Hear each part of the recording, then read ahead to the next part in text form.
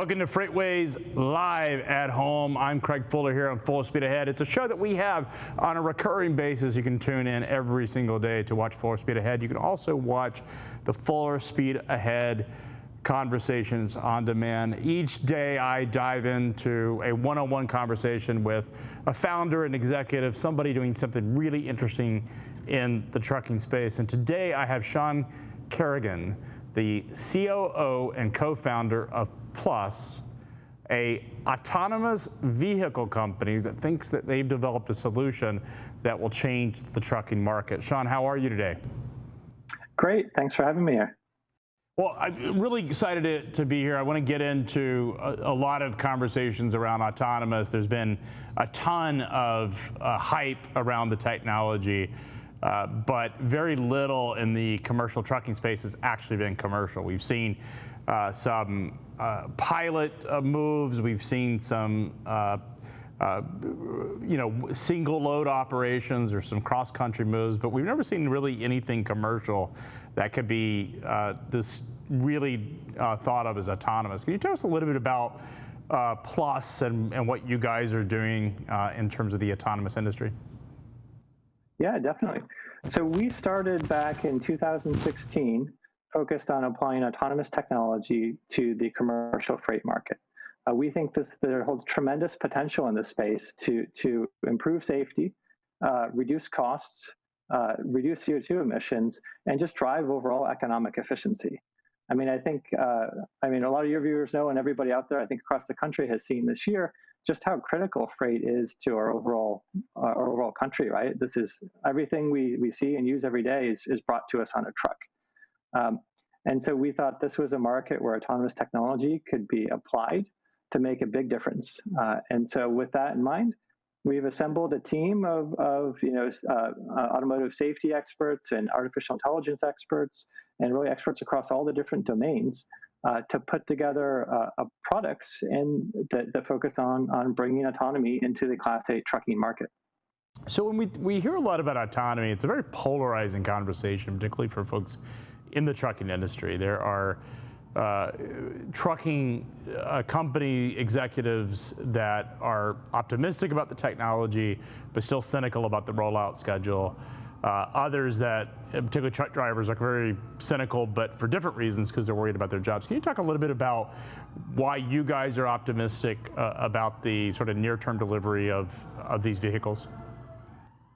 Yeah, definitely. I think as I said, I think this technology is going to bring tremendous value in terms of improving safety and like reducing costs and reducing CO2 emissions. And so the way we've thought about this is that getting to full level 4 autonomy is a long-term problem. And so we've broken that down into really 2 steps, right? So phase 1 of our overall plan is actually to bring this type of technology to bear in a driver assist type mode.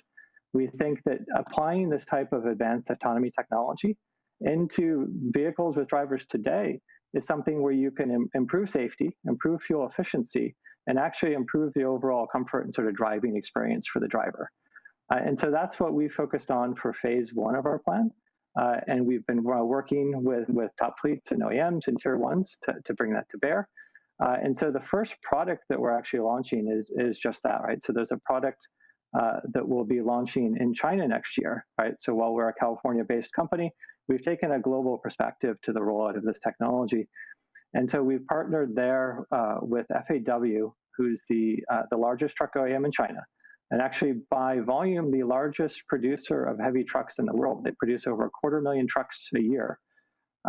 And so next year, one of the trucks that they'll be putting out will come with our technology in it as a driver assist type functionality. So that's sort of part 1 of our plan is to bring this technology out there and demonstrate what it can do and really prove out the safety and efficiency while delivering value to drivers.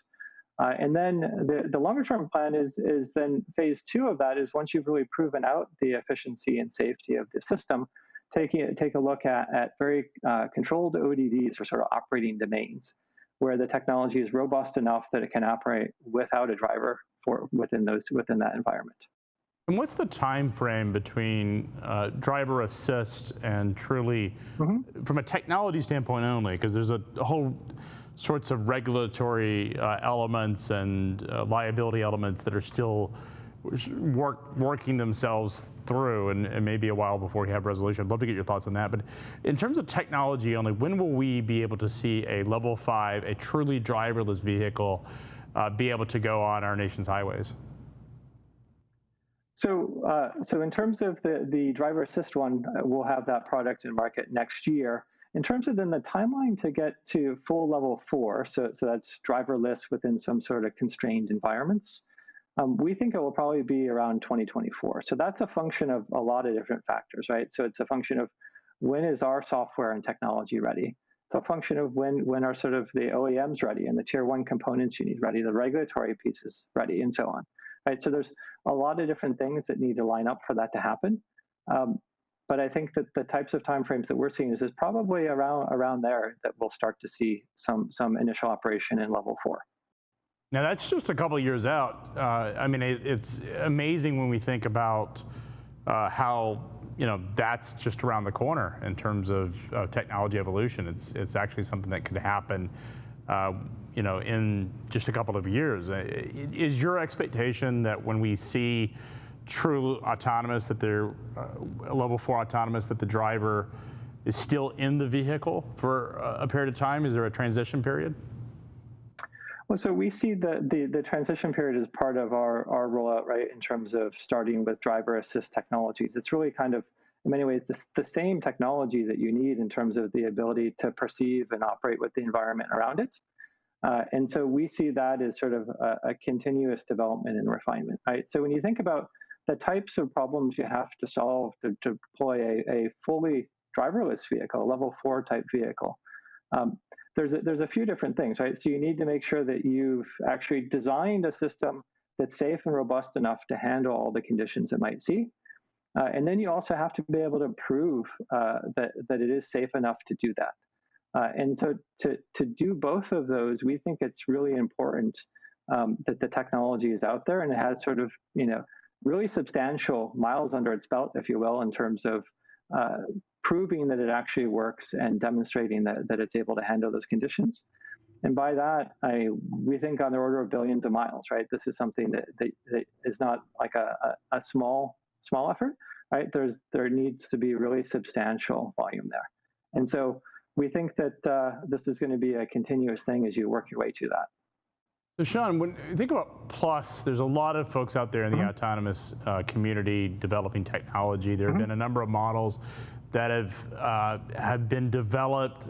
Some of those have already those companies have already shut down. Some of them continue to raise lots of capital. A lot of interest in this space at valuations that really reflect the level of interest in it. Talk a little bit about Plus's business model specifically, and where you guys are different than perhaps other competitors that may not have as much opportunity for success. Yeah, so I think there's differences in terms of core business model and then technology approach. So in terms of business model, we're looking to partner with large OEMs and tier 1s and fleets to bring products to market that they can deploy within the context of their existing businesses. So we're not looking to build our own operational fleet, right? We're a technology enabler that's bringing this type of technology to market and products that then fleets will be able to operate and that OEMs can put into their trucks and be able to sell to their customers. So that's a difference in terms of our focus as a business model. Now, in terms of technology approach, I think there are a couple of things I mentioned earlier, right? Which is that we think there's two key problems that everybody needs to solve in this space. So first is you have to build a technology that is really robust and safe and that can operate in all the different things that happen out there in the real world, right? And then second, you need to be able to demonstrate that it actually can do that, right? You need to be able to demonstrate that it's really safe.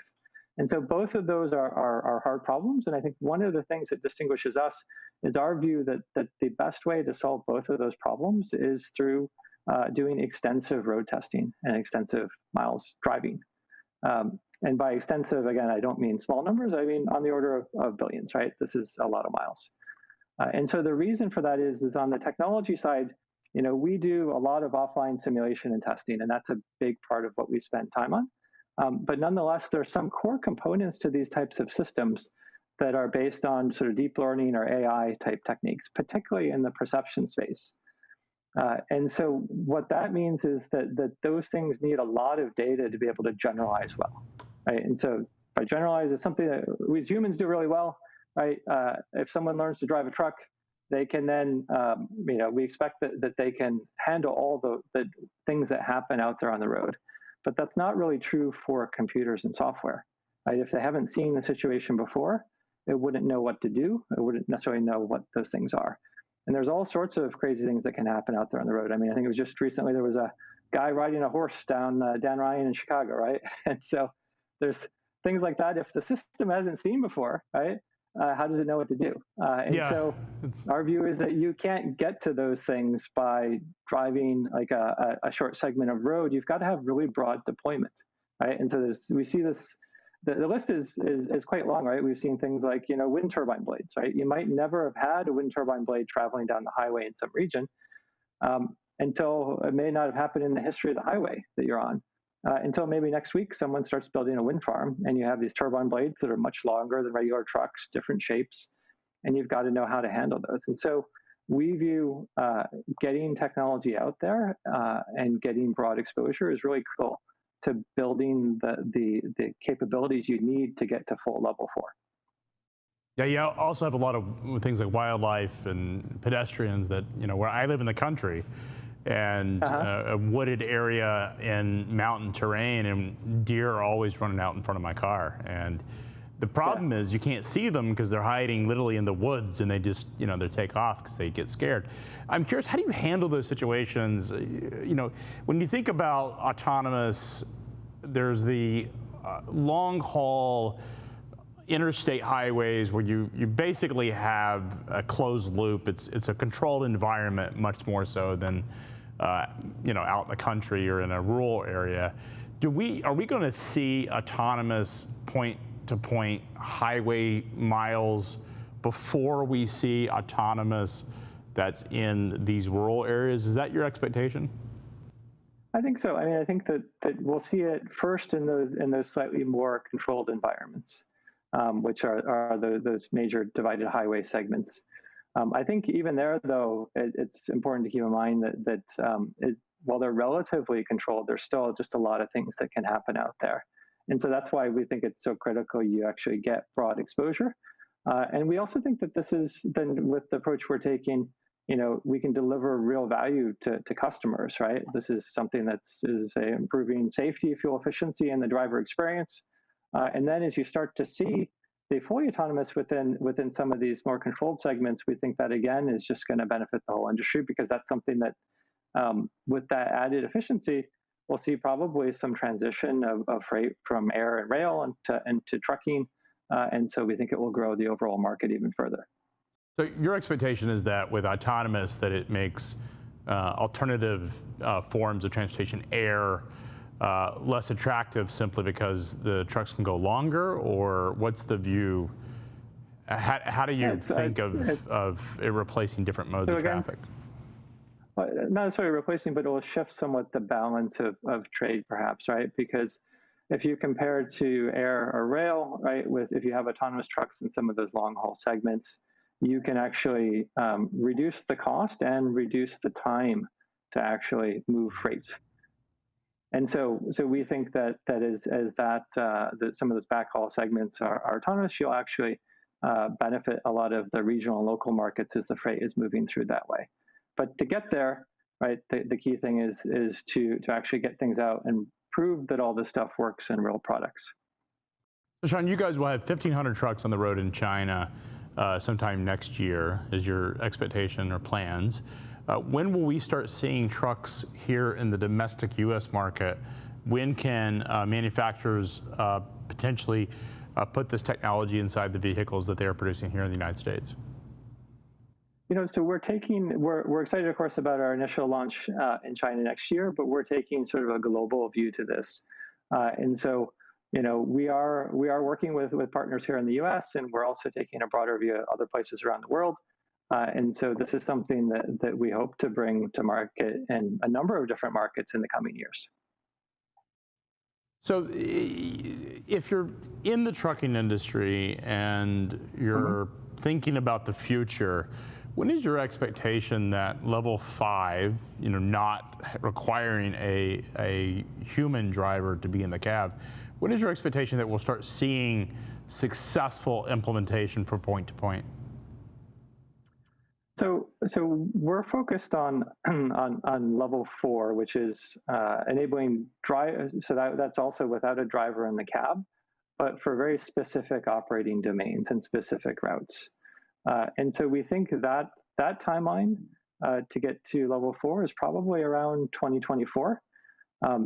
In terms of level 5, which is usually defined as sort of being able to operate anywhere, I think that's probably a long ways out. It's hard for me to put a time estimate on that. I think driving trucks in urban environments is a really complex problem.